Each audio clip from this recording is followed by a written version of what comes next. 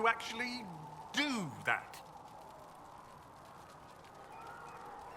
I found notes by a Master Tajin. I wondered if you might be interested. Let me have a look. This should... Oh, I see. With the distillate of... The old codger was on the edge of a breakthrough here, but he couldn't see it. You want some of these mixed up, you just give the word.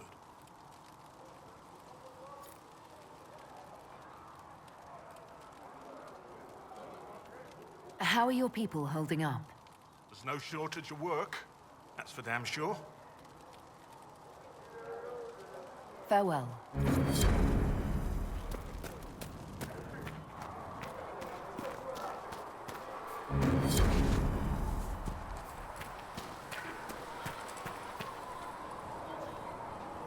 Closing the breach is our primary goal. But I hope we might also discover what was used to create it. Any artifact of such power is dangerous. The destruction of the Conclave proves that much.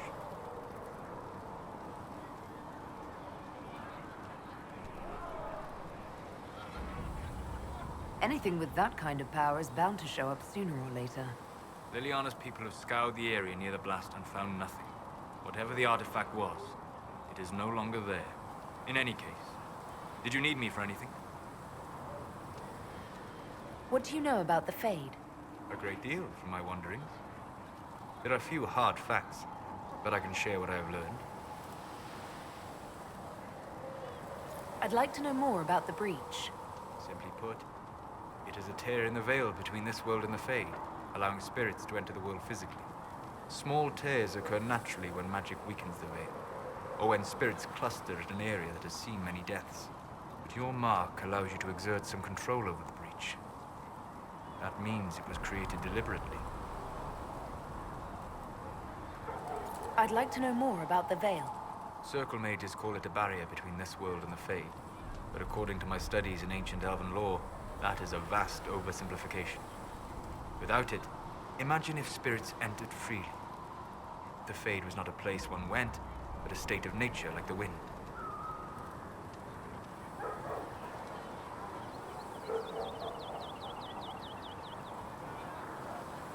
It sounds like it would be wonderful. And dangerous. But yes, a world where imagination defines reality. Where spirits are as common as trees or grass. Instead, spirits are strange and fearful. And the Fade is a terrifying world touched only by mages and dreamers. I am glad that I'm not alone in seeing the beauty of such a world, along with the obvious peril. I'd like to know more about demons. The Chantry says that demons hate the natural world and seek to bring their chaos and destruction to the living.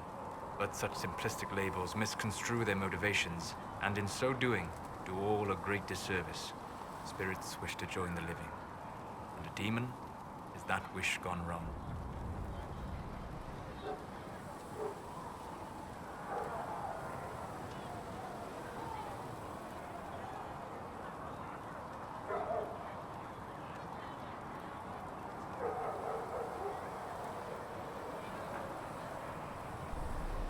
I doubt those things pouring out of the breach wanted to join the living. Eat, maybe. Of course demons are destructive. This world is illicit and unnatural for them. They fight to gain entrance, and when the rules of this world do not mirror theirs, they lash out. Tragic, but not evil. We'll talk later. Goodbye.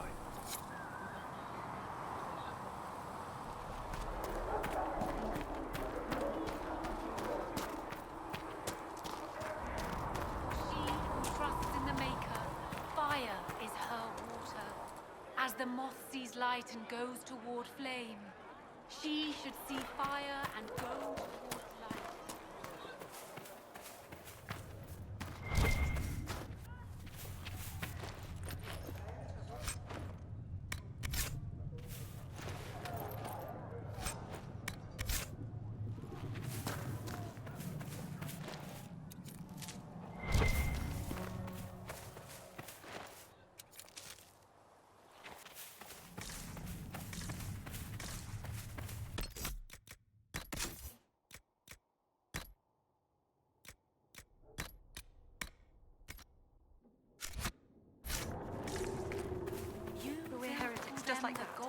surrender or... The center of Don't be all creation.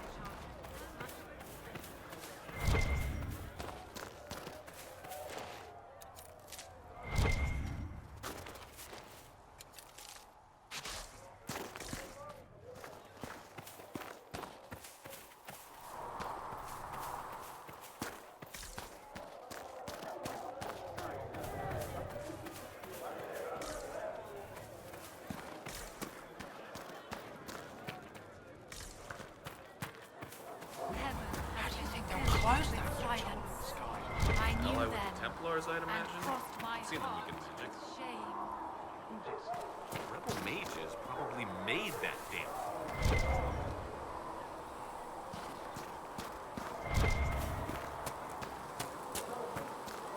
With passioned breath does the darkness.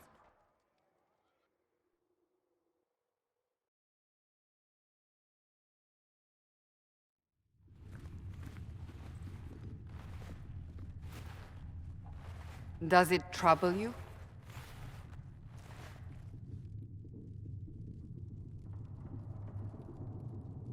Not really. What's important is that your mark is now stable, as is the breach.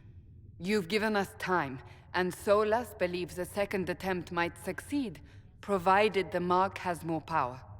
The same level of power used to open the breach in the first place. That is not easy to come by. What harm could there be in powering up something we barely understand?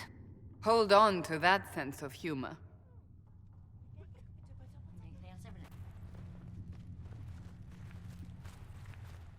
You've met Commander Cullen, leader of the Inquisition's forces.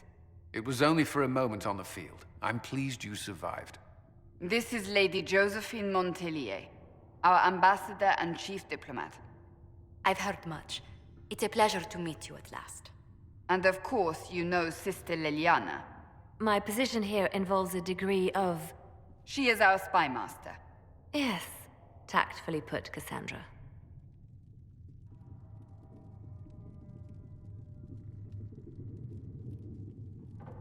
That's an impressive bunch of titles. I mentioned that your mark needs more power to close the breach for good. Which means we must approach the rebel mages for help. And I still disagree. The Templars could serve just as well.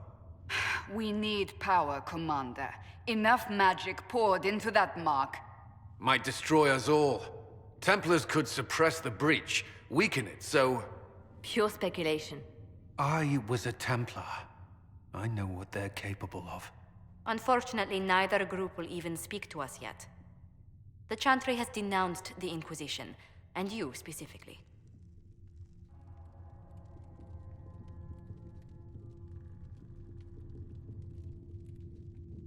That didn't take long. Shouldn't they be busy arguing over who's going to become divine? Some are calling you the Herald of Andraste, and that frightens the Chantry. The remaining clerics have declared it blasphemy, and we, heretics, for harboring you. Chancellor Roderick's doing, no doubt. It limits our options. Approaching the mages or Templars for help is currently out of the question. They aren't more concerned about the breach, the real threat. They do know it's a threat. They just don't think we can stop it. The Chantry is telling everyone you'll make it worse. There is something you can do. A Chantry cleric by the name of Mother Giselle has asked to speak to you. She is not far and knows those involved far better than I. Her assistance could be invaluable. Why would someone from the Chantry help a declared heretic? I understand she's a reasonable sort. Perhaps she does not agree with her sisters. You will find Mother Giselle tending to the wounded in the hinterlands near Redcliffe. Look for other opportunities to expand the Inquisition's influence while you're there. We need agents to extend our reach beyond this valley, and you're better suited than anyone to recruit them. In the meantime, let's think of other options. I won't leave this all to the Herald.